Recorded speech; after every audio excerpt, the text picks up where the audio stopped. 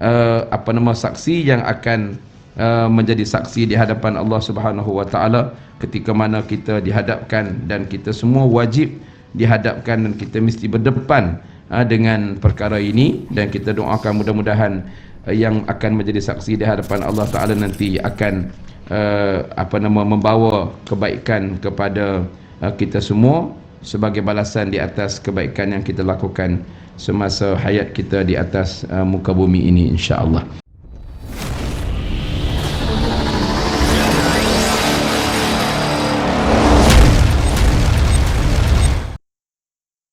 Bismillahirrahmanirrahim. Assalamualaikum warahmatullahi wabarakatuh.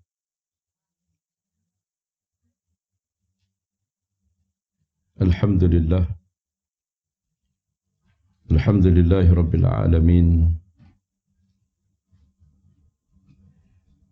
Wa bihi nasta'in, wassalatu wassalam ala rasulihil amin. Wa ala alihi wa ashabihi wa man da'a bida'awatihi ila yaumiddin. Qala rabbi shrah li sadri wa yassir li amri wa hlul 'uqdatam min lisani yafqahu qawli. Subhanaka la ilma lana illa ma 'allamtana innaka antal alimul hakim. Wala hawla wala quwwata illa billahil aliyyil azim. Wala hawla wala quwwata illa billahil aliyyil azim. Wala hawla wala quwwata illa billahil aliyyil azim.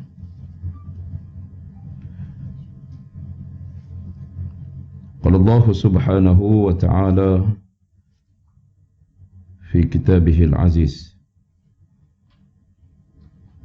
ba'da an a'udzu billahi minasy syaithanir rajim, yawma tashhadu 'alaihim alsinatuhum wa aydihim wa arjuluhum bima kanu ya'malun.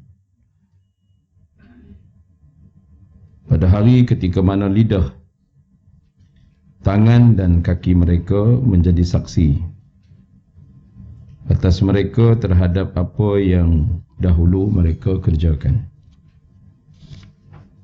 Sadaqallahul azim. Yang dimuliakan Puan Hajah Salwa, pengurusi ataupun penceramah yang pertama sebentar tadi, tuan-tuan, puan-puan, ibu ayah yang saya kasihi, mudah-mudahan dirahmati Allah Subhanahu wa taala.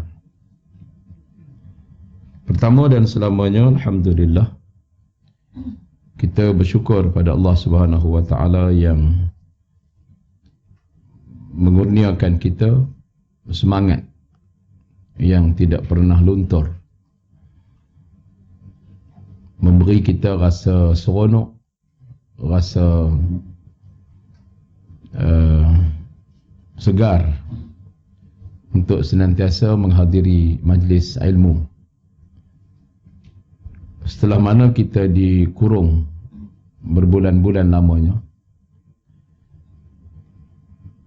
sebagai suatu peluang untuk kita mengkoreksi diri, untuk kita memuhasabahkan diri kita menjadi hamba yang benar-benar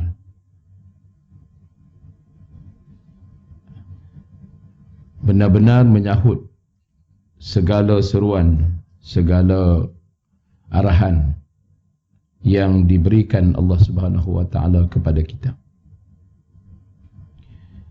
Kita bersyukur pada Allah dengan peluang yang terbaik yang diberikan ini, menjadikan kita semakin kita berusia, semakin meningkat umur kita, semakin baik amalan-amalan kita yang akan kita persembahkan di hadapan Allah Subhanahu wa taala. Ini tujuan daripada kita berada dalam majlis-majlis ilmu yang disediakan oleh pihak jawatan kuasa, sama ada masjid ataupun kuliah duha ataupun Raudhatul Ilm dan sebagainya, dengan tujuan tidak lain dan tidak bukan untuk memastikan seluruh kerja buat kita, seluruh umur yang berbaki ini dihabiskan dengan kerja-kerja yang akan memberikan keuntungan kepada kita. Bukan sekadar untung kita di dunia, tetapi lebih-lebih lagi untung ketika mana kita bertemu dengan Allah Subhanahu wa taala. Pagi tadi saya berkesempatan, entah bagaimana dia keluar dalam YouTube, cerita berkenaan dengan beberapa gangster-gangster yang bertaubat. Ini cerita gangster benar.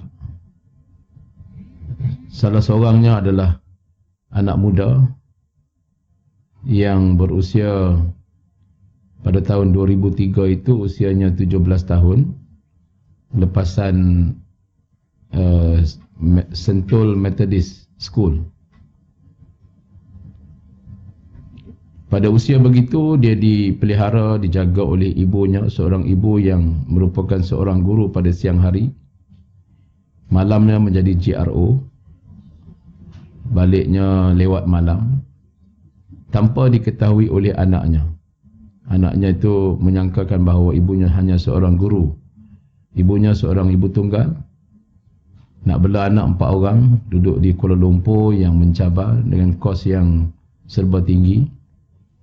Jadi terpaksa ibunya cari part time untuk tambah pendapatan.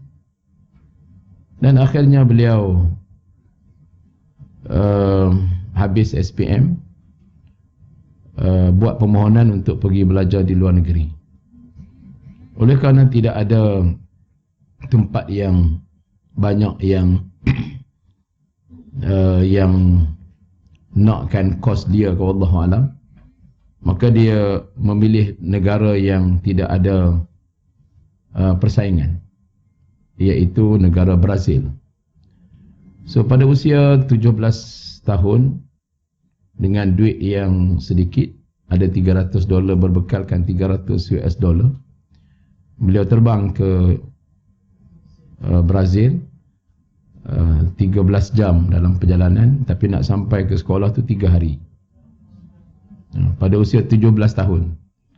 Akhirnya pendek ceritanya, beliau selama hampir 3 tahun tidak kenal Tuhan, makan babi, jual dadah, jadi gangster, jadi mafia,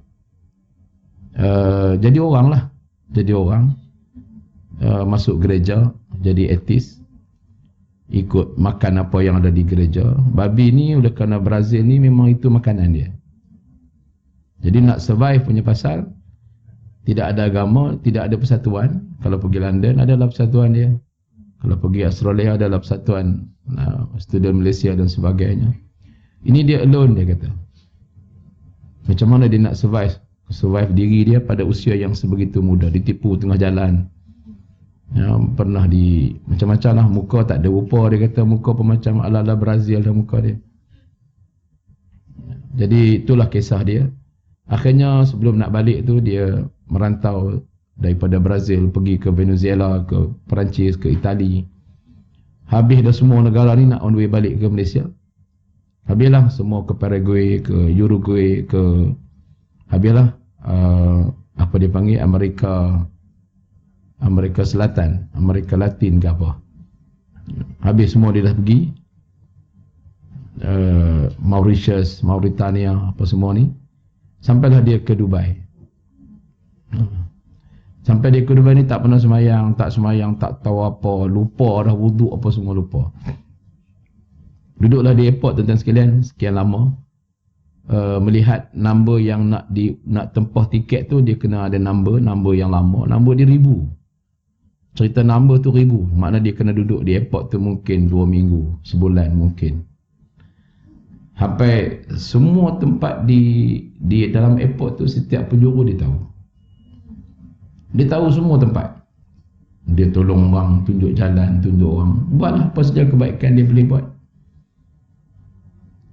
Kemudian datang seorang hamba Allah ni juga sedang menunggu untuk travel. Hari-hari datang jumpa dengan dia kerana main buat visa. Jadi dia pun agak jadi ada kawan lah, orang tua dah. Sehinggalah satu hari dia kata dia keluar daripada airport tu. Selepas seminggu isap rokok dekat luar. Masa tu dah ada duit lah, sebab dia dah jual ganja. Semua benda atas dunia ni dia buat. Semua maksiat ni dia buat. Akhirnya tuan-tuan sekalian, dia dengar azan. Dia dengar azan, itulah dia kata pertama kali setelah aku tinggalkan Malaysia, aku kembali dengar azan. Dulu pernah masuk gereja, pernah jadi Kristian, ateis, tapi tak keluar agama. Cuma nak try, nak tengok apa dia sebenarnya Christianity, apa dia sebenarnya ateis, apa dia nak cuba. Sebab dia seorang diri, tidak ada bantuan makan apa saja yang ada di hadapan.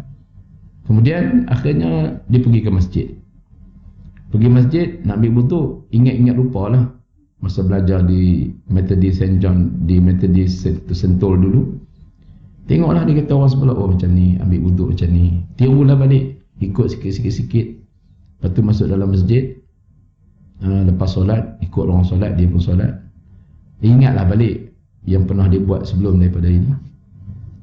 Kemudian tuan-tuan sekalian, dia pun berdoa, ya Allah aku nak balik, ya Allah, cukup dah segala dosa, segala maksiat ni. Dia berdoa ni. Pertama kali sembahyang selepas hampir 3 tahun tak solat, tak kenal agama, jadi masuk gereja.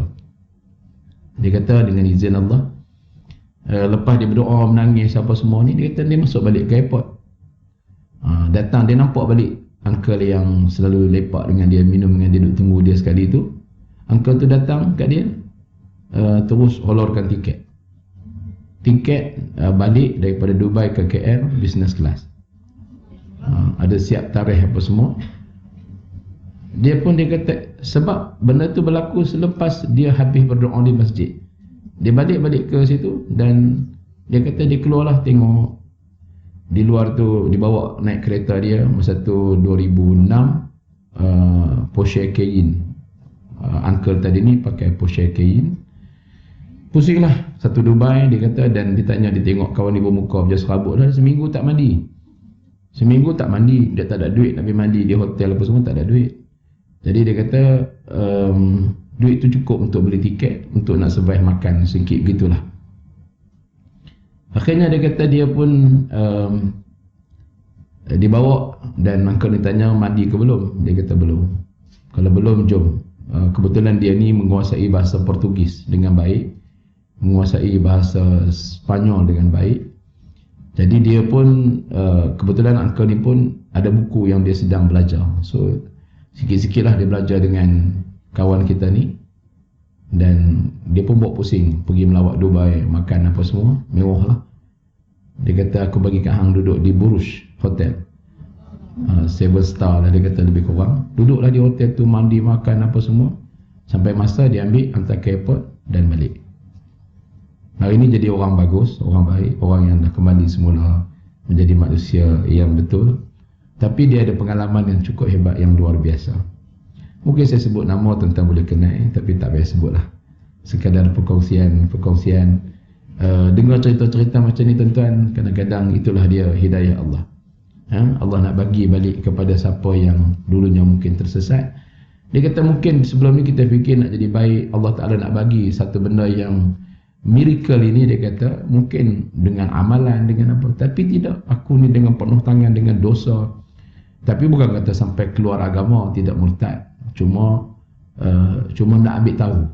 Dan telah pun, sebab duduk seorang-seorang di Brazil, tak ada agama, tak ada apa, tak ada Muslim pun susah, makan pun susah, ya, jadi menyebabkan akhirnya beliau jadi begitu kan. Dan hari ini beliau juga antara orang yang terkenal dan ialah beramal dengan ajaran Islam. Dia dah cuci tangan semualah.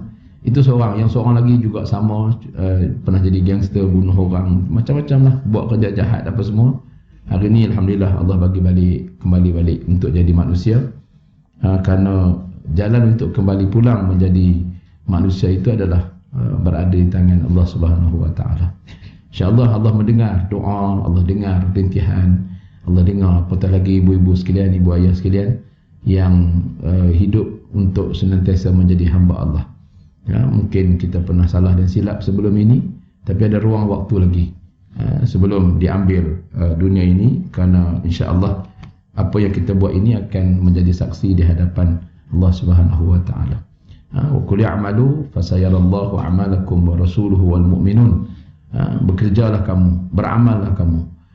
Nescaya segala amalan kamu itu akan dilihat, disaksikan di hadapan Allah. Allah jadi saksi, Rasul jadi saksi, orang-orang beriman jadi saksi di atas kebaikan dan keikhlasan yang kita buat semasa hidup kita di atas muka bumi ini, insya-Allah. Baik, pagi ini kita bincang sedikit. Saya pun tak ingat last saya datang bila di sini. Mungkin tahun lepas sekali. Lama sangat dah. Alhamdulillah. Baru ni ada tegar hati juga untuk saya nak mesej kat Ajar Salwa. Kata puan lama tak mari sini. Lepas tu tergerak hatinya, dia dapat mesej minta datang sini pada hari ini. Alhamdulillah. Baik, tuan-tuan yang dirahmati Allah sekalian, 4 golongan yang menjadi saksi di akhirat. Ada 4 golongan yang akan menjadi saksi di akhirat kelak. Antara yang bersaksi di hadapan Allah ialah bumi yang dipijak oleh kaki-kaki manusia. Maknanya kita melangkah datang ke masjid, kita melangkah ke tempat-tempat yang baik, kita berusaha untuk melakukan segala kebaikan ini. Semua ni, bumi ini sendiri akan menjadi saksi di hadapan Allah Subhanahu Wa Taala. Sebab itu jangan rasa rugi, jangan rasa menyesal untuk kita nak buat kebaikan. Selagi ada kudrat, ada daya, ada peluang, berbuatlah baik sebanyak yang mungkin. Jangan berkira-kira untuk nak buat baik, jangan. Apa saja kebaikan yang tepat dengan syariat Islam, maka go on, teruskan, insya-Allah. Kerana yang hitung ini bukan manusia. Kalau manusia hitung, tidak ada apa-apa kebaikan pun. Yang penting Allah Ta'ala yang menghitung. Baik, hari kiamat juga disebut dengan Yaumus Syahadah, iaitu hari penyaksian. Nama banyak. Hari kiamat ni banyak nama. Yaumul Firar. Apa dia Yaumul Firar? Hari lari. Orang lari. Firar maknanya lari. Yafirul mar'u min akhihi wa ummihi wa abihi wa sahibatihi wa bani. Siapa ingat nak sambung? Likulli imri'in minhum yawma idzin sya'nun yughni. Lari semua. Kenapa lari? Kerana pada hari tersebut sudah suami tak mampu lagi melihat bagaimana isterinya diazab oleh Allah Subhanahu Wa Taala. Maka dia lari tinggalkan. Walaupun atas dunia ni mereka sangat berkasih sayang, mereka sangat romantik, mereka sangat sayang menyayangi antara satu dengan yang lain, tapi di akhirat kelak, kalau isteri itu jadi isteri yang durhaka, isteri yang asi, isteri yang bukan bersama-sama mengikuti jejak langkah si suami, sebagaimana isterinya, isteri siapa? Isteri siapa? Dalam Quran, Nabi Lut alaihi salam. Nabi Nuh alaihi salam. Jadi isteri mereka menjadi penderhaka kepada Allah. Walaupun dari segi kasih sayang, dari segi khidmat, bakti suami isteri kepada suami itu sangat baik, tapi dalam soal akidah mereka bercanggah dengan ajaran yang dibawa oleh kedua-dua nabi yang dirakamkan cerita mereka di dalam Al-Quran. Baik, memang saksi mempunyai peranan penting dalam sesuatu perbicaraan manusia.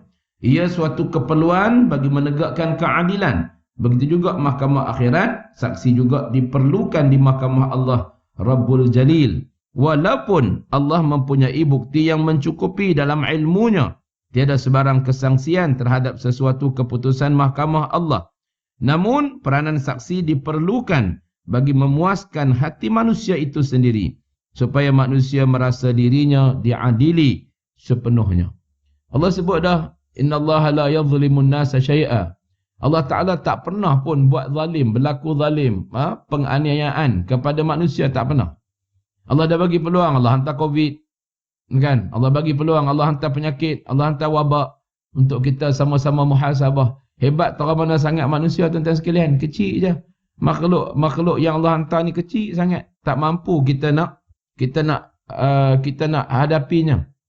Walaupun ada orang baru ni sebut pada saya, dia kata, Ustaz, yang create benda ni adalah, ni pandangan dia, create benda ni adalah Yahudi.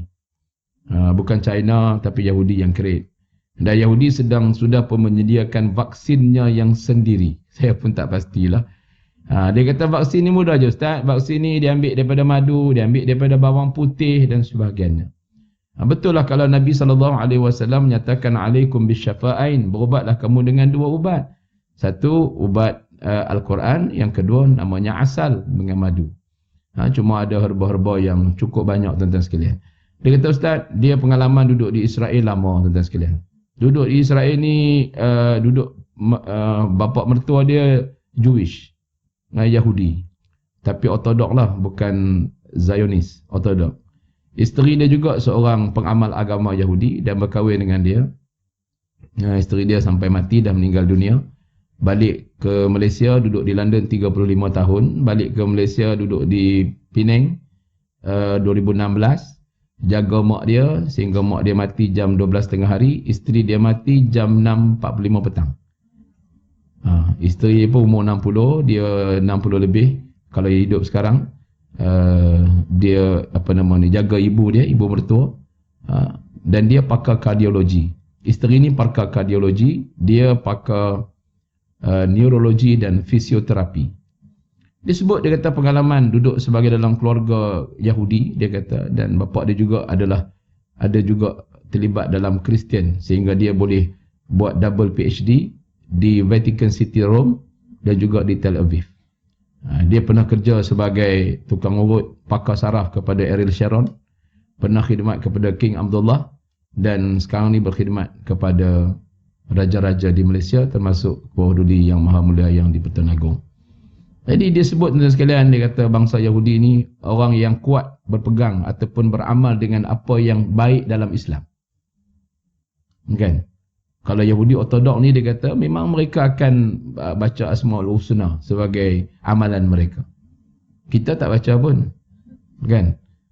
Walaupun kalau saya baca, saya sebut pagi ni, tuan-tuan boleh ikut. Tapi mau kata nak jadi amalan kita setiap pagi baca, tak. Tapi orang Yahudi, mereka berpegang kepada perkara tersebut. Kemudian dalam bangsa Yahudi ini, mereka amal semua yang ada dalam Quran dari segi pemakanan. Mereka buat dalam Quran, mana ada wal panadol, wal kortal, wal metformin dan sebagainya, tak ada. Yang ada dalam Quran watin waz zaitun. Dia kata kenapa kita tak amal? Kenapa kita tak berpegang dengan perkara ini? Kan? Quran bagi tu cukup, dah cukup baik dah, dia kata. Dia sebutlah, dia kata kalau kita pergi rumah bangsa Yahudi ni, di atas meja makan dalam ruang tamu rumah mereka, yang ada hanyalah 7-8 perkara yang menjadi amalan sunnah Nabi SAW. Atas meja mereka ada buah tin, ada buah zaitun, ada kurma, ada madu, ada garam bukit, ada khal, ada cuka, ada za'faran, ada madu dan sebagainya. Jadi kenapa kita tak makan benda tu, dia kata? Kenapa kita tak buat? Kenapa kita nak makan yang pelik-pelik? Sebab tu zaitun tak boleh minum. Jangan minum minyak zaitun. Pelik tak tuan-tuan sekalian? Saya tak jual barang-barang ni, jangan kata saya nak jual barang tak, tidak tuan-tuan sekalian. Tapi dia kata zaitun tak boleh minum, dan Nabi pun tak suruh kita minum. Mana ada Nabi kata ishrabu minaz zaitun ke? Tak ada. Kan? Tak boleh minum. Nak minum macam mana? Dia kata badan manusia ni 70%, 80% adalah air. Jadi kalau kita minum minyak zaitun, dia akan floating. Bila floating, kita flush, dia flush. Sebab tu tak pernah tengok orang Arab minum minyak zaitun. Pernah tengok orang Arab minum minyak zaitun? Pernah tengok orang putih minum minyak zaitun? Pernah tengok orang Turki minum minyak zaitun? Tak ada. Minyak zaitun dituang atas salad untuk dimakan. Minyak zaitun dituang atas roti, dia cicah bersama hurmus. Minyak zaitun dituang atas lamb, atas daging.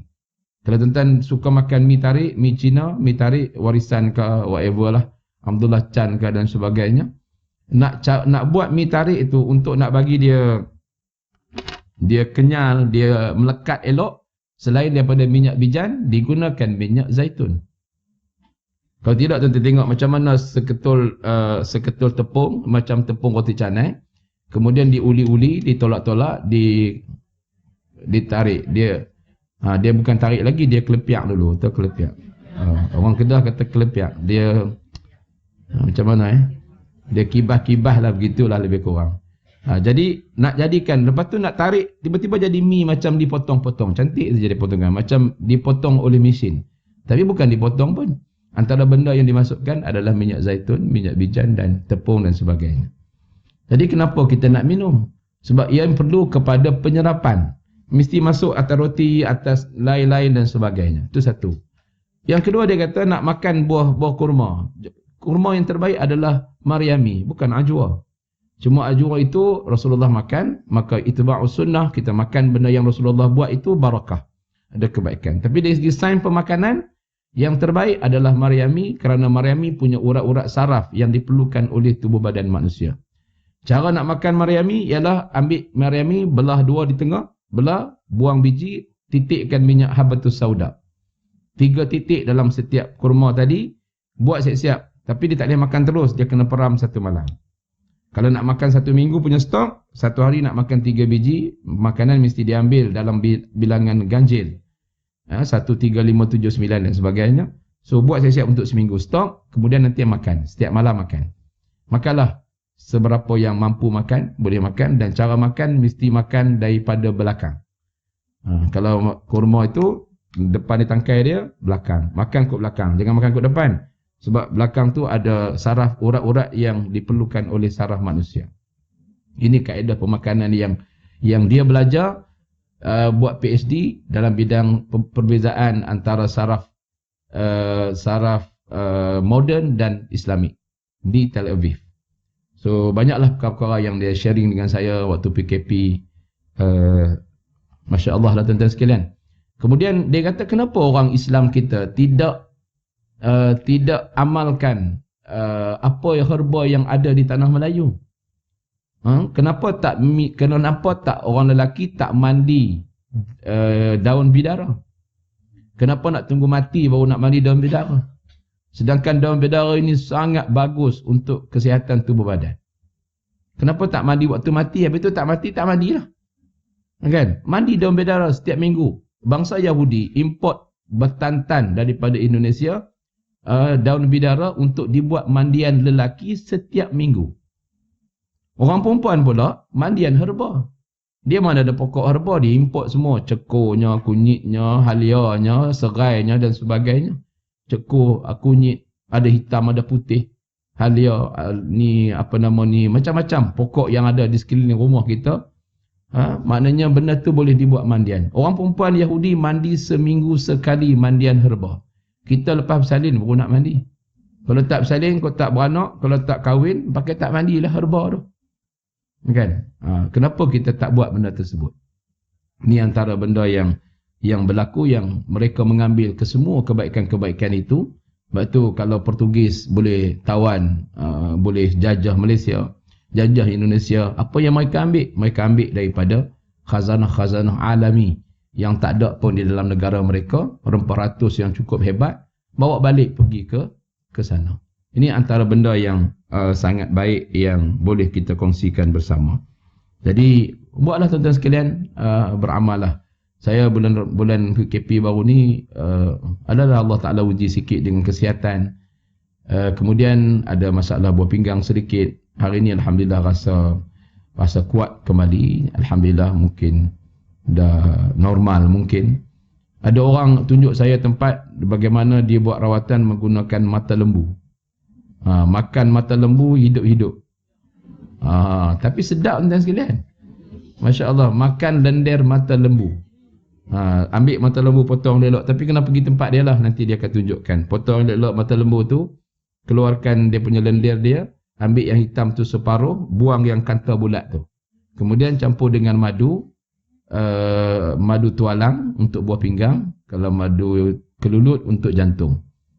Campur sikit 1 sudu atau 2 sudu, kemudian campur dengan lada hitam yang 6 biji, ditumbuk halus, dicampur, digaul dan terus makan. Tak boleh masak. Saya makanlah 5 biji alhamdulillah. 1 2 3 rehat 2 hari, 4 dan 5. Makan selama 5 hari dan berpantang selama 10 hari, tak boleh ambil sebarang buah. Itu ilmu yang ada pada dia. Kan? Allah Ta'ala buat khazanah ilmu, perubatan tuan-tuan sekalian. Allahu Akbar, terlalu banyak. Kan? Jadi kalau siapa yang rasa, dan saya jumpa sendiri ramai yang sembuh, Masya Allah. Orang sembuh tu tapi jauh lah di dekat-dekat atas pada kampung Memali Baling, kampung Tanjung Pari. Sembuh alhamdulillah. Yang sakit jantung, yang datang tu paralyzed tuan-tuan sekalian. Sepenuhnya lumpuh. Alhamdulillah hari ni boleh drive kereta Alustar Johor Bahru, tak ada masalah. Saya jumpa seorang hamba Allah ni, dia hanya datang bawa makan, bawa roti john. Saya tanya, cikgu mai daripada mana? Sebab Pak Hasan ni perkenalkan cikgu pada saya. Dia tadi cikgu ni dia macam jadi macam anak angkat dah lah. Cikgu ni mai bawa roti john bulan Ramadan hari tu, diteringin, dia kata pasal teringat kat Pak Long. Pak Long ni teringat kat Pak Long, saya makan roti john semalam sedap, hari ni saya beli, saya mai hantar untuk Pak Long buka puasa. Saya kata, cikgu sakit apa sebelum ni? Saya lumpuh ustaz, lumpuh. Saya mai pun dengan wheelchair, memang tak boleh bergerak apa langsung. Tapi alhamdulillah dengan berkat usaha alhamdulillah hari ni saya sembuh. Kan? Ni antara tuan-tuan sekalian, banyak benda yang kalau kita nak tengok dari segi akal, tapi tuan-tuan tak sakit tak apa. Tuan-tuan terbunyi makan mata lembu sakit kan. Tuan-tuan sakit tuan-tuan tahulah, mata lembu pun telan. Kalau kita tanduk lembu pun kita telan. Tapi insyaAllah kalau siapa nak tu nanti boleh WhatsApp saya, nanti saya bagi nombor phone dia. Dia khidmat dia begitu. Dia belajar lah, adalah amalan-amalan dia. Dan kita ikutlah kepakaran masing-masing. Yang datang slip disc tuan-tuan sekalian, slip disc. Memang jalan tu, jalan macam ni lah, kira melelong-lelong jalan. Main depan saya, dia pegang sat je, balik elok, tegak elok balik berjalan. Ustaz Yusri Abdul Karim, gout, memang gout yang tersangat teruk lah. Bulan puasa sampai raya wheelchair. Alhamdulillah saya bagi kat dia 13 biji herba yang telah diproses dengan baik. Dan dia makan, pantang dia, apa benda yang orang tak boleh makan, makan. Orang kata sotong tak boleh makan, makan. Dia makan tuan sekalian, makan sungguh-sungguh. Hari ni boleh bergerak, bawa kereta pergi jauh mana pun tak bawa, tak ada masalah. Hilang, sembuh dengan sebaiknya. Jadi itu ilmu Allah begitu luas. Allah bagi kepada orang-orang yang dikehendakinya. Baik. Di akhirat kelak ada 4 perkara yang dipersaksikan di hadapan Allah Subhanahu wa taala. Yang pertama, Nabi sallallahu alaihi wasallam bersaksi di hadapan Allah bagi menyempurnakan syahadah rasul-rasul terdahulu yang telah bersaksi di hadapan umat mereka bahawa di akhir zaman kelak akan lahirnya Rasulullah sallallahu alaihi wasallam sebagai nabi akhir zaman, nabi penghabisan nabi terakhir. Semua rasul menjadi saksi kepada umat masing-masing. Dengan kesaksian para rasul itu akan terbukti sama ada manusia sebenarnya menjadi pengikut yang setia para rasul berkenaan ataupun sebaliknya. Jadi nabi-nabi ini akan jadi saksi kepada kaum masing-masing. Nabi Nuh dengan kaum dia, Nabi Lut dengan kaum dia, Nabi Ibrahim dengan kaumnya, dengan Nabi Musa dengan kaumnya. Semua itu menjadi saksi. Walaupun kalau Allah tak buat saksi pun tak apa dah, Allah tahu belaka. Kan? Sebab Allah ni alim, latifun khabir. Allah ni halus pengetahuannya. Alim, Allah maha mengetahui. Sebesar-besar, sekecil-kecil, Allah Ta'ala tahu semuanya. Yang kita buat dalam perut kita ni, tali perut kita ni, ikhlas ke tidak ikhlas, Allah tahu belaka. Kita mari ni kerana Allah ke, ataupun kerana manusia ke, ataupun kerana habuan dunia ke, Allah tahu belaka. Allah tak perlu pun kepada persaksian itu, dan Allah tidak pernah buat berlaku zalim, walakin anfusahum yadhlimun. Akan tetapi yang zalim ni siapa? Kita sendiri yang melakukan kezaliman-kezaliman tersebut. Akan dibuktikan kelak siapakah dalam kalangan umat baginda yang benar-benar melaksanakan syariat Islam dan mencintai sunnah Nabi-Nya sallallahu alaihi wasallam maupun sebaliknya. Jadi Allah Taala akan dedahkan semua nanti, akan pamerkan segala apa yang kita lakukan di atas muka bumi ini. Sebab tu akhirat ini disebut juga sebagai yaumul jaza, hari pembalasan. Kan? Hari pembalasan. Apa saja kebaikan yang kita buat pasti akan disaksikan di hadapan seluruh umat manusia. Sebab tu nanti tuan-tuan boleh tengok walau tara idzil mujrimuna nakithu ru'usihim 'inda rabbihim. Allah sebut dah orang-orang mujrim, orang berdosa, asi, orang munafik, orang kafir dan sebagainya. Mereka ini akan nakithu ru'usihim, tunduk habis. Tunduk, tidak panggung lagi dah. Pasal apa? Pasal mereka dah tak boleh tengok penderitaan yang sedang dialami. Mereka tak ada tengok lagi azab di hadapan Allah yang akan mereka kecapi. Tuan-tuan sekalian. Baik. Kesaksian akan dilakukan oleh Nabi SAW sendiri akan mendedahkan umatnya di hadapan Allah. Sama ada mereka sebenarnya daripada golongan mukmin yang sejati ataupun golongan munafik ataupun kafir yang mengingkari Allah. Siapa pun tak boleh lari, tuan-tuan sekalian. Kita tak boleh lari kerana yang akan jadi saksi itu Nabi SAW menjadi saksi. Betul Allah sebut, وَقُلْ يَعْمَلُوا beramalah kamu. Katakanlah ya Muhammad, beramalah kamu, bekerjalah kamu, beribadahlah kamu, berjihadlah kamu, berjuanglah kamu, fasayarallah. Maka nescaya Allah Ta'ala akan melihat kamu. Rasul akan melihat kamu. Orang-orang beriman akan melihat kamu. Bukan lihat di sini. Kan? Bukan lihat di sini. Walaupun semua itu pasti akan dilihat, dipandang oleh Allah Subhanahu Wa Ta'ala. Tapi dilihat di mana? Nanti di padang mahsyar. Kerana Nabi itu akan menjadi saksi di hadapan Allah Subhanahu Wa Ta'ala. Baik. Yang kedua, antara yang bersaksi di hadapan Allah Ta'ala juga ialah bumi yang dipijak oleh kaki-kaki manusia. Bumi akan menjadi saksi kepada semua tingkah laku manusia, menerangkan secara terperinci segala perbuatan ataupun amalan manusia, sama ada amalan yang baik maupun yang buruk. Kan? Bumi yang tempat kita duduk ni, bumi kita pijak. Sebab tu orang kata kalau kita ni boleh buat maksiat, kita boleh keluar daripada bumi ini, silakan. Tapi kalau kita nak buat maksiat pun kita kena bergantung dengan Allah. Kita terpaksa merempat, merayu, minta dengan Allah. Maka tak payahlah kita nak buat benda-benda yang diharamkan Allah Subhanahu Wa Ta'ala kepada kita. Kan? Begitu. Jadi kepada orang yang kita nasihat, kita nak buat kebaikan, kita bagi tahulah kepada mereka. Sebab dalam Quran ni ada orang yang dia boleh beriman. Wa minhum man yu'minu bihi wa minhum man la yu'minu bihi. Wa huwa wa rabbuka a'lamu bil mufsidin. Allah sebut. Dan di antara kamu ni Allah kata ada orang yang beriman dengan Al-Quran, ada orang percaya dengan Nabi, ada orang percaya dengan kitab-kitab yang diturunkan. Ada orang yang wa minhum man la yu'minu bihi, ada orang tak beriman. Terus saya kata apalah kat dia, tuan-tuan sekalian. Dia duit banyak, dia itu, dia ini dan sebagainya. Kan? Tak apa, tuan-tuan sekalian. Wa minhum man yu'minu bihi wa minhum man la yu'minu bihi. Ada yang beriman, ada yang tak beriman. Wa rabbuka a'lamu bil mufsidin, dan Tuhan kamu, kata Allah, lebih mengetahui siapa di kalangan kamu yang suka berbuat kefasadan, kerosakan. Siapa yang nak buat rosak? Kan? Dia boleh tahu semua. Jadi Allah Ta'ala kata kepada Nabi SAW, wa in kadzabuk, hey Muhammad, jika sekiranya mereka mendustakan kamu, mereka menolak ajaran kamu, mereka menolak perjuangan kamu, katakan kepada mereka, qul li amali wa lakum amalukum antum bari'una mimma ta'budun. Kan? Katakan kepada mereka, bagi aku amalan aku. Lepas tu kita jangan gundah gulana. Kita ajak orang, kita buat program, kita seru orang, kita kempen orang, apa segala instrumen yang ada, segala medium yang ada, kita gunakan dengan media sosialnya, dengan segala macam yang boleh kita manfaatkan. Kan? Dunia hari ni dunia digital, dunia teknologi, dunia orang tak main, jarang ada offline, orang hari ni semua online.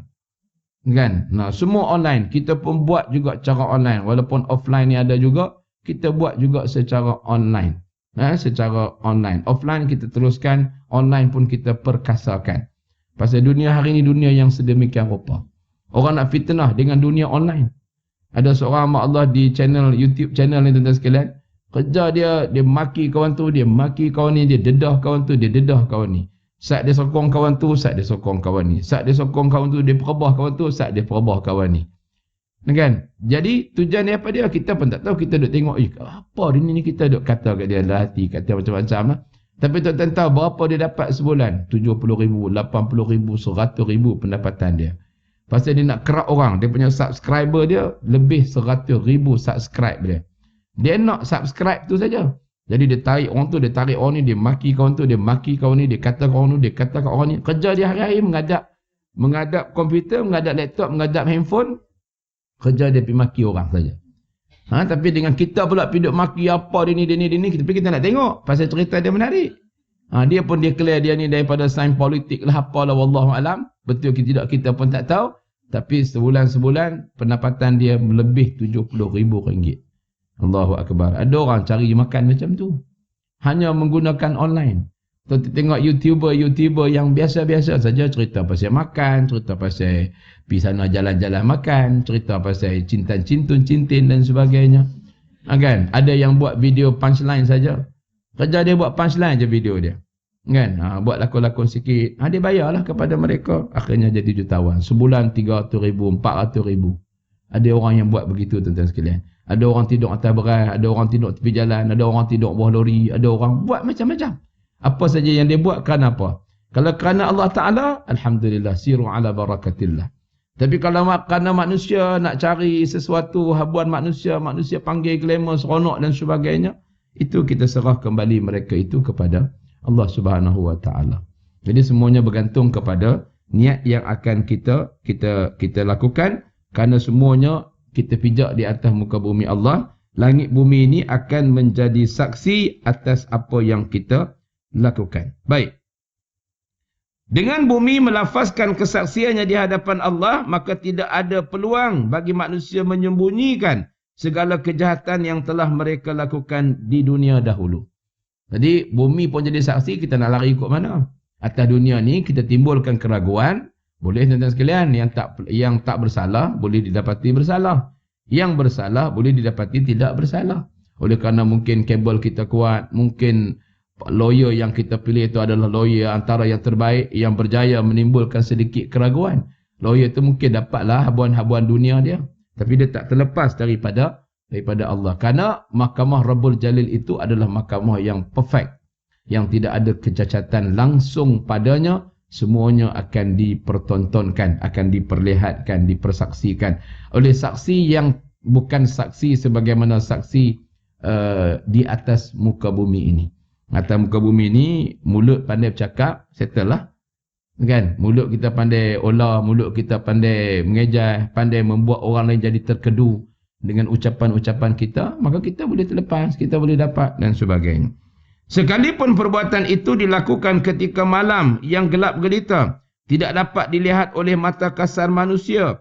Namun sekiranya amalan itu amalan yang baik atau amal yang saleh, di samping malaikat mencatatkan sebagai amalan di sebelah kanan, bumi juga menjadi saksi bagi mengukuhkan lagi catatan itu. Manusia tidak perlu bimbang selagi mereka beramal dengan ikhlas kerana Allah, pasti amal kebajikan itu dibentang di hadapan Allah Ta'ala dan bumi akan tampil menjadi saksi. Ini bumi ni yang tuan-tuan berjalan kaki masuk dalam dewan kuliah kita ini, parking kereta mai jauh-jauh pergi ambil kawan pula, tolong pergi kutip seorang nak buat main mengaji. Sebagai contoh, ada orang yang buat khidmat macam tu pun ada. Pergi kutip kawan-kawan kerja dia, suami dia beli kereta bagi kat dia, hampir kutip kawan-kawan, hampir mengaji penuh kereta, main mengaji. Lepas tu balik pergi hantar balik, siap belajar makan tengah hari lagi tuan-tuan sekalian. Ada jenis-jenis lagu tu. Tak apa, teruskan. Kenapa? Jalan-jalan yang kamu lalui itu, walaupun kamu naik kenderaan, tapi tayar yang bergolek itu, tayar itu juga akan menjadi saksi di hadapan Allah Subhanahu Wa Ta'ala. Sampai begitu sekali detail apa yang dikehendaki Allah Subhanahu Wa Ta'ala. Jadi tak perlu bimbang amalan yang kita buat itu, walaupun di tengah-tengah gelap kepekatan malam. Bangun tengah-tengah malam seorang diri. Kita isteri kejut suami untuk bangun, suami tak bangun, dia pun tak apa, dia semayang. Suami kejut isteri tak nak bangun, suami semayang, alhamdulillah. Tengah-tengah malam ada saat orang lain sedang berdengkur, tidur nyenyak dan sebagainya, tapi kita boleh bangun dengan baik. Saya tuan-tuan sekalian, beberapa hari lepas saya tak tahulah, mungkin kalau ada rezeki Allah bagi hidayah. Kebetulan di Pulau Ketam ni, saya punya tahfiz yang pertama tu tuan rumah nak ambil balik. Tuan rumah pun ala-ala buat main macam budak gangster jugalah. Main nak jumpa kita kan. Dia nak minta balik apa semua. Saya kata tak apa, awak nak ambil balik lah, itu hak awak. Saya pun dah 4 tahun duduk sini. Sewa awak pun yang paling tinggi kan. Jadi saya tak apa, cuma saya minta minta bicara sikit untuk lanjutkan sewa sehingga akhir tahun supaya budak-budak tak adalah kelang kabut sangat. Maknanya 31 Disember saya serah kunci balik, terpulang pada awak. Kan? Jadi dia pun setujulah, bincang-bincang tu dia setuju. Okey. Jadi saya pun cari-cari dapatlah satu rumah baru. Dia ni nak jual rumah. Jadi saya pun bercadang nak beli, lebih kurang rumah tu dah buruk teruk lah, nak kena ambil, kena buat renovation banyak juga. Mungkin saya nak buat terus 3 tingkat. Jadi kos rumah tanah tu dia nak jual dalam 250,000. Mungkin kos nak buat lagi 300,000 lagi, begitulah lebih-lebih kurang anggaran. Saya pun tak dapat lagi anggaran yang tepat kerana dia dalam proses ke pejabat tanah ambil lot dia dan nak tengok berapa keluasan sebenar. Kemudian kita akan bawa lawyer untuk bincang, tengoklah kalau proses buat. Masa ni saya kata untuk peringkat awal ni saya nak sewa dulu. Kemudian kalau ada kemampuan nanti saya akan belilah, saya nak beli. Dan tuan rumah ni pun sangat baiklah, masya-Allah. Dia pun duduk di darat, 30 tahun meninggalkan pulau, itu harta keluarga, ayah pun dah meninggal. Dan bila saya sebut dia, saya buat sekolah, saya buat program Quran apa semua, dia kata baguslah. Saya pun nak belajar jugalah. Wah, ciao, kai, wah siang ciao kul anjing kai mah. Oh, so kai lah, kai bah, lailah. Dia kata dia pun ingin nak belajar Quran juga, boleh ke? Saya kata boleh lah. Nanti saya ajarkan. Kan, cik punya cik, oh, rupanya tak kahwin lagi dia, tapi umur 45 tahun. Tua pada saya setahun lah. Kan? Jadi saya kata tak apalah, nanti kita tengok macam mana. Sebab dia kata bapak dia dulu pernah peluk Islam. Tapi satu ketika di Pulau Ketam dulu, memang ada usaha tarik orang untuk peluk Islam. Tapi dijanjikan dengan bulan dan bintang. Janji bot, janji pukat, janji duit, janji macam-macam. Tiba-tiba dah once dia orang peluk Islam, tak dibagi. So yang masuk kerana material, yang masuk kerana habuan dunia, kembali murtad. Jadi mungkin bapak dia sebahagian daripada orang itu, sebab dia kata dia pernah sebut, waktu dia dulu lama dah dia kata cerita ni, bapak dia pernah suruh dia pergi cek nama dekat Balai Islam tu, ada tak nama bapak dia? Rupanya nama bapak dia pun tak ada, dia kata. Tapi saya rasa bapak saya sudah peluk Islam lah. Tapi akhirnya bapak dia mati pun dalam Buddha lah, tak ada apa-apa, tak ada usaha yang dibuat. Jadi saya bersedia untuk ambil rumah tu.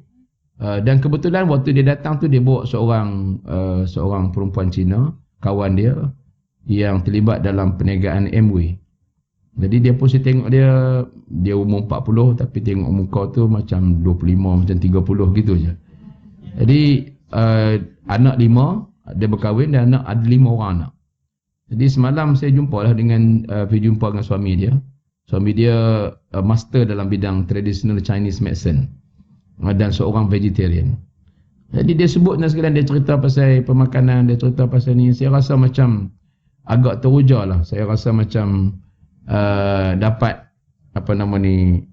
seronok tengok cerita-cerita dia.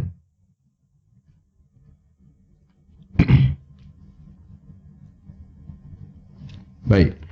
Jadi tuan-tuan sekalian, saya jumpalah, saya pun cerita kat dia pasal agama, pasal Islam. Dan tuan-tuan, kalau tuan-tuan nak tengok orang Cina ni baik tak baik, ataupun siapalah, mana-mana orang agama lain, kalau dia vegetarian, insya-Allah boleh berkawan. Itu pengalaman saya di China, dan saya selalu ikut orang makan dekat vegetarian lah. Kerana dalam Buddha ni, kalau dia vegetarian, tukang masak dia pun vegetarian, tokek dia vegetarian, cleaner dia vegetarian, cashier dia vegetarian, dia panggil waiter dia pun vegetarian. Dia tak akan ambil lain. So yang dia makan tu minyak pun minyak sayur. Dia tak akan ambil daripada sebarang benda yang berdarah. So kita boleh makan lah. Cuma lalu tak lalu tu cerita lain. Kita masuk restoran kalau di China tu, perut buncit tokong besar tu duduk depan pintu masuk. Tu mungkin tak lalu lah. Tapi insya-Allah ni tidak ada apa yang kita nak ragui. Boleh makan sebab dia sayur semua. Kalau nampak dia macam daging, tu bukan daging, tu daripada tauhu yang dibuat seolah-olah semacam-macam daging. Dan dia memang tak akan ambil langsung sebarang benda yang berdarah, benda yang daging. Jadi dia kata, Ustaz, nak beritahu dia kata, Ustaz, Tuhan Allah buatlah, dia kata langit bumi ni cukup bagus, dia kata. Dia boleh sebut macam tu. Dia kata Tuhan Allah ni buat ni cukup cantik ni, cukup bagus, dia punya penciptaannya sangat bagus. Ada bulan, ada matahari, ada siang, ada malam. Dia kata ini peraturan yang sudah pun tepat. Kenapa kita tak mau ikut peraturan yang sedia ada? Cuma dia tak bolehlah baca wa ja'alna al-laila libasan wa ja'alna an-nahara ma'asha. Allah kata kami jadikan malam itu sebagai pakaian, siang itu sebagai ma'aish, sebagai kehidupan kamu bekerja. Dia tak disebut macam tu. Sebab tu dia pesan, dia kata, Ustaz, dia minum air, tuan-tuan sekalian. Tuan-tuan tahu berapa liter air dia minum sehari. Tuan-tuan tengok dia macam 25, umur dah 40. Still young. Semalam pun dia rawat saya lagi, Masya Allah. Sukalah saya tengok. Saya kata kita be partner lah, saya kata. Saya boleh bagi talk dalam bahasa Melayu, kamu bagi talk dalam bahasa Cina. Saya cakap Cina dengan dia. Dia kata dia minum air satu hari 9 liter. Kalau saya terlewat tidur, saya akan minum 15 liter satu hari. Tapi dia tak pernah kembung. Dia kata, kenapa Ustaz? Kenapa? You tengoklah, kita nak cuci rumah guna air. Kita nak cuci kereta guna air. Cuci baju guna air. Cuci masakan makanan, buah-buahan, semua guna air. Kenapa kita nak cuci toksik yang ada dalam badan kita, bahan kimia yang masuk dalam badan kita, nak cuci segala-galanya dalam badan? Kenapa tidak menggunakan air? Kenapa nak kurang minum air? Hari ni orang yang jogging sihat tapi mati juga. Akhir sampai masa mati juga. Betul, orang minum air pun mati juga. Tapi dia kata orang yang jogging saja tapi air tidak cukup dalam badan, dia pasti akan menyebabkan circulation, blood circulation dia tidak bagus. Sebab tu kita rasa kaki kita bengkak, kita rasa badan kita lemau, air masuk dalam paru-paru. Bukan air masuk dalam paru-paru, punca dia kerana blood circulation, peredaran darah itu tidak berjalan dengan baik. Jadi dia kata minum air. Bagi masa, kalau bangun tengah malam antara pukul 1, antara pukul 11 hingga pukul 5 pagi, awak bangun je minum air. Bangun je minum air. Banyak mana pun minumlah, insya-Allah. Biar dia kencing kerap tak apa, asalkan circulation air itu akan jadi baik. Minumlah air, dia kata. Saya duduk dengan dia tuan-tuan sekalian 2 jam. 2 jam tu dia minum 2 liter. Saya kata, sekejap minum, sekejap dia minum, sekejap dia minum, sekejap dia minum. Lepas tu dia kata beli balang air yang tebal, dan balang air tu yang 3 liter tebal, bawa je air tu minum. Kira orang nak kata apa, kata api lah dia kata. Tapi dan pastikan dicuci setiap dengan lebih 3 hari. Kerana kalau kita lebih 3 hari, dia akan menjadi virus. Kita minum virus sekali dalam air. Sebab tu cuci elok, jangan sampai dia belicin, berlumut. Belicin itu bermakna virus sudah ada dalam botol tersebut.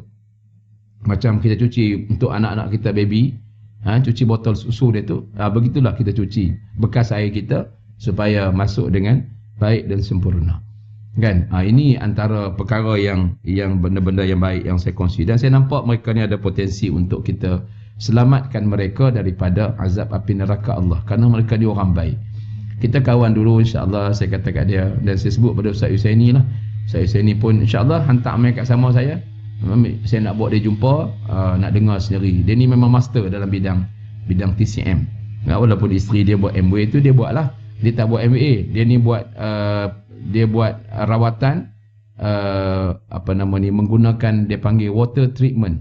Water treatment, dan ada produk yang dia jual berdasarkan water treatment. Tapi dia tak ambil ubat, dia tak bagi langsung ambil ubat-ubatan kimia yang bukan setakat kimia tapi racun yang merosakkan. Baik. Sekiranya amalan kejahatan yang dilakukan sekalipun di malam yang gelap gelita yang disangka tidak akan disaksikan oleh sesiapa jua, namun amat malang bagi manusia yang berkeyakinan begitu, kerana bumi akan tampil di hadapan mendedahkan kejahatan. Kerana selain malaikat yang mencatatkan amal, sebenarnya bumilah yang menyaksi kejahatan itu. Jadi kalau kita teringat balik, bumi yang kita pijak ni pun akan jadi saksi, kita takkan buat lah. Selain daripada kita tak nampak benda ghaib, malaikat dan sebagainya yang senantiasa melihat. Jadi tidak ada tempat di muka bumi ini dapat menyembunyikan rahsia. Tidak mungkin manusia dapat menyusun rancangan jahat tanpa diketahui pihak lain. Sekalipun manusia berjaya menghindarkan diri daripada dikesan oleh pihak-pihak tertentu daripada kalangan manusia, selain Allah sendiri yang maha mengetahui dan di tangannya terhimpun segala rahsia, malah Allah juga meletakkan petugas terdiri daripada malaikat dan makhluk-makhluk lain seperti bumi bagi menjejaki dan mengintip segala gerak-geri manusia. Itu saksi yang kedua, iaitu bumi. Saksi yang ketiga ialah yang bakal menjadi saksi kepada manusia di akhirat kelak, ialah anggota tubuh badan manusia itu sendiri. Anggota badan kita lah yang duk tengok kita buat benda tak elok, tangan yang sign benda-benda tak betul, tangan yang mengambil rasuah, tangan yang memberikan rasuah, kaki rasuah, kaki yang kaki yang melangkah ke tempat-tempat yang tidak betul dan sebagainya, semua tu akan menjadi saksi. Baik, ayat daripada ayat 24 surah yang ke-24, ayat ke-24 surah An-Nur menyatakan a'udzubillahi minasyaitonir rajim. Tuan ikut saya insya-Allah. A'udzubillahi minasyaitonir rajim. Yauma tashhadu 'alaihim alsinatuhum wa aydihim وأرجلهم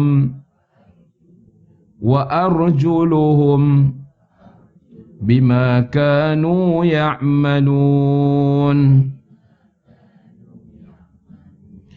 Baik, pada hari ketika mana lidah, tangan dan kaki mereka menjadi saksi atas mereka terhadap apa yang dahulu mereka kerjakan. Jadi pada hari itu tak boleh bercakap lagi dah. Al-yawma nakhtimu ala afwahihim wa tukallimuna aydihim. Pada hari tersebut tutup semua. Mulut semua kena seal, kena kunci, dah tak boleh lagi dah. Kan? Yang bercakap nanti apa? Tangan. Yang bercakap apa? Kaki. Tangan ni ambil sekian-sekian benda. Kaki ni melangkah ke tempat sekian-sekian dan sebagainya. Semua itu akan menjadi saksi.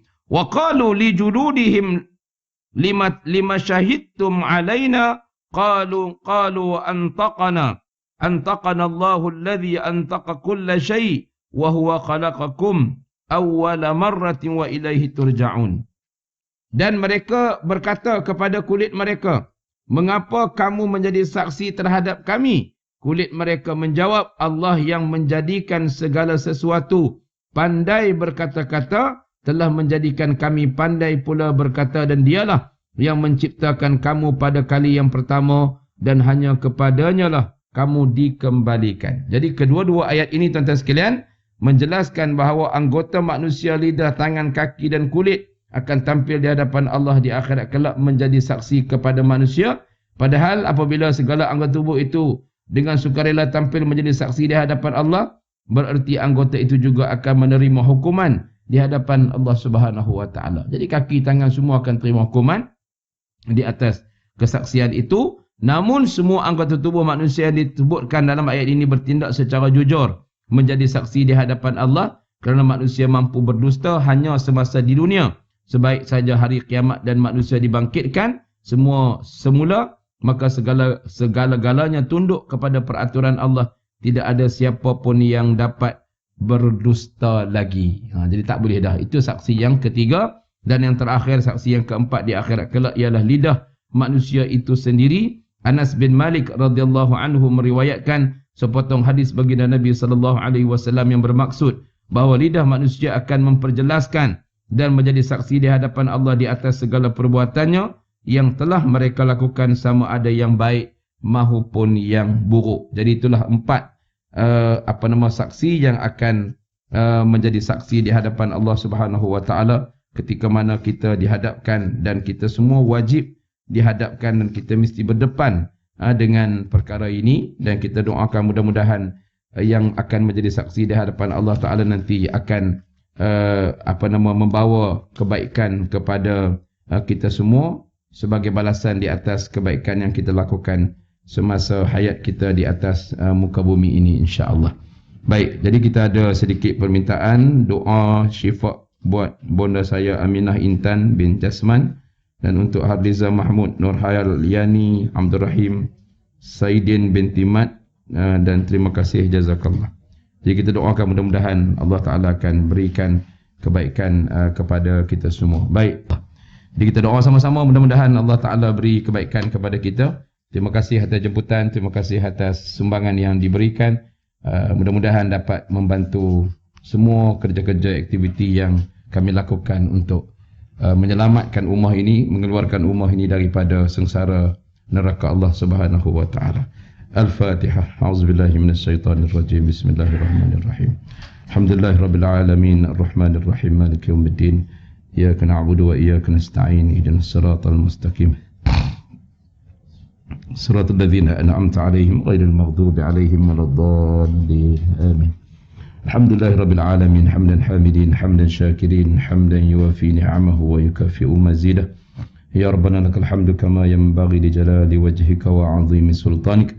اللهم ربنا تقبل منا دعاءنا إنك أنت السميع العليم وتب علينا يا مولانا إنك أنت التواب الرحيم اللهم صل وسلم على سيدنا محمد صلاة تنجينا بها من جميع الأهوال والآفات وتقضي لنا بها من جميع الحاجات وتقضي لنا بها من جميع الحاجات وتقضي لنا بها من جميع الحاجات وتطهرنا بها من جميع السيئات وترفعنا بها عندك أعلى الدرجات وتبلغنا بها أقصى الغاية من جميع الخيرات في الحياة وبعد الممات وعلى آله وصحبه وسلم تسليما كثيرا برحمتك يا أرحم الراحمين سبحانك لا نحصي ثناء عليك أنت كما أثنيت على نفسك فلك الحمد حتى ترضى ولك الحمد إذا رضيت ولك الحمد بعد الرضا اللهم ربنا لا تدع لنا في مقامنا هذا ذنبا إلا غفرته ولا هما إلا فرجته ولا دينا إلا أديته ولا مريضا إلا شفيته ولا مريضا إلا شفيته ولا مريضا إلا شفيته ولا موتا إلا رحمته ولا عيبا إلا سترته ولا مظلوما إلا نصرته ولا ظالما إلا خذلته ولا حاجة من حوائج الدنيا والعذاب الآخرة إلا قضيتها ويسرتها يا أرحم الراحمين اللهم ya Allah ya Tuhan kami berkumpul pada pagi yang mulia ini ya Allah untuk membesarkan-Mu ya Allah untuk mengagungkan-Mu ya Allah untuk menjadi hamba-hamba-Mu ya Allah yang akan menerima catatan amalan di sebelah tangan kanannya nanti ya Allah. Ya Allah Tuhan kami ampunkan dosa-dosa kami ya Allah, ampunkan dosa ibu ayah kami ya Allah yang telah memelihara dan membesarkan kami, melahirkan kami, bersusah payah menjaga kami ya Allah. Kalau ditakdirkan mereka telah pergi meninggalkan kami ya Allah, rahmatilah mereka ya Allah, ampunkan dosa-dosa mereka ya Allah.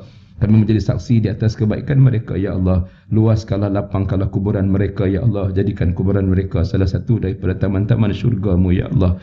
Jangan Kau jadikan kuburan ibu dan ayah kami ya Allah, bonda kami ya Allah, ayah kami ya Allah, lubang daripada kawah api neraka nanti ya Allah. Ya Allah Tuhan kami begitu juga dengan kami nantinya ya Allah. Engkau luas lapangkanlah kuburan kami ya Allah. Jadikan kuburan kami seluas taman-taman syurga-Mu ya Allah. Jadikan kuburan kami seperti mana taman-taman syurga-Mu ya Allah. Jangan Kau jadikan kuburan kami nanti juga lubang daripada kawah api neraka-Mu ya Allah. Ya Allah Tuhan kami mohon kepadamu ya Allah berkat doa ini ya Allah. Syifakanlah buat Hajah Aminah Intan bin Jam Jasman ya Allah. Dan juga nama-nama yang telah disebutkan tadi ya Allah. Sejahterakanlah mereka ya Allah. Afiatkan mereka ya Allah. Kalau di kalangan kami ada yang sakit ya Allah, di kalangan kami ada yang uzur ya Allah, di kalangan kami ada yang menderita ya Allah, kuatkanlah mereka ya Allah. Angkatlah penyakit dan musibah yang menimpa ini ya Allah. Kuatkanlah kami ya Allah untuk berhadapan dengan ujian-ujian hidup di akhir zaman ini ya Allah. Peliharalah mata kami, anggota tubuh badan kami daripada melakukan maksiat kepadamu ya Allah. Dan jagalah kami ya Allah daripada, jauhkanlah kami daripada siksa neraka-Mu ya Allah. Rabbana hab lana min azwajina wa dhurriyyatina qurrata a'yun. Wahai Tuhan kami, kurniakan kami isteri yang salihah ya Allah, suami yang saleh ya Allah, zuriat keturunan yang qurrata a'yun, yang sejuk mata memandang ya Allah. Waj'alna lil muttaqina imama. Kurniakan kami pemimpin yang bertakwa ya Allah. Jadikan orang-orang yang bertakwa sebagai pemimpin kami ya Allah. Pemimpin yang boleh menyelamatkan kami bukan sekadar dunia tetapi sampai kepada akhirat nanti ya Allah. Pemimpin yang boleh membawa kami ke syurga-Mu ya Allah. Rabbana 'alaika tawakkalna wa ilaika anabna wa ilaikal masir. Rabbana atina fid dunya hasanah. Berilah kebaikan kepada kami dunia ya Allah, kebaikan di akhirat nanti ya Allah. Wa sallallahu ala sayidina Muhammadin wa ala alihi wa sahbihi ajma'in. Subhana rabbika rabbil izzati amma yasifun wa salamun alal mursalin walhamdulillahi rabbil alamin. تقبل الله منكم.